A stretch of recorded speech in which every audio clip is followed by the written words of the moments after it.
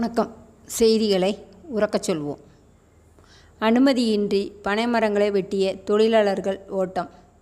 சமூக ஆர்வலர்கள் கொடுத்த தகவலின் பேரில் சம்பவ இடத்திற்கு விரைந்த BAO. ராமநாதபுரம் மாவட்டம் சின்னாண்டி வலசை அருகே தோரையன் வலசை பகுதி சாலை ஓரமுள்ள பட்டா நிலத்தில் 30 ஆண்டுகளை கடந்த பனைமரங்களை தொழிலாளர்கள் ராட்சச அரிவாள் வைத்து விசை ரம்பம் மூலம் வெட்டி கொண்டிருந்தனர். அப்போது அந்த வழியாக சென்ற இயற்கை ஆர்வலர்கள் இது குறித்து கீழக்கரை தாசில்தார் ஜமால் முகமதுவிடம் தகவல் தெரிவித்தனர். அவரது அறிவுறுத்தலின்படி வண்ணான்குண்டு கிராம நிர்வாக அலுவலர் சபிதா சம்பவ இடத்திற்கு வந்தார். அவர் வருவதை அறிந்த பனை மரங்களை வெட்டும் பணியில் ஈடுபட்டிருந்த கொடைக்கானல் பகுதியைச் சேர்ந்த தொழிலாளர்கள் அங்கிருந்து தப்பி ஓடினர். இது தொடர்பான விசாரணையில் வெட்டி சாய்த்த பனை மரங்கள் தோரைவலசையைச் சேர்ந்த முனியன் என்பவருக்கு சொந்தமானது என தெரிந்தது.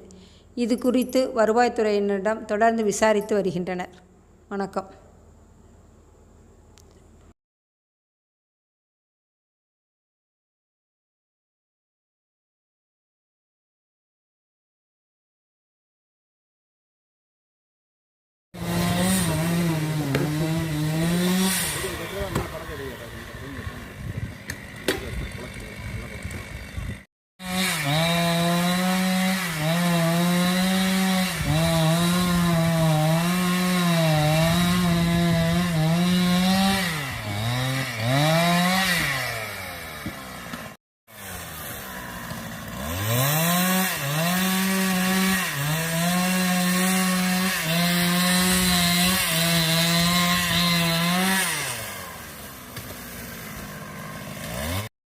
அது பணம் வளர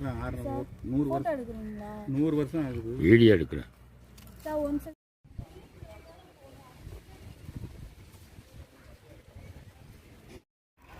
இந்த வாரம்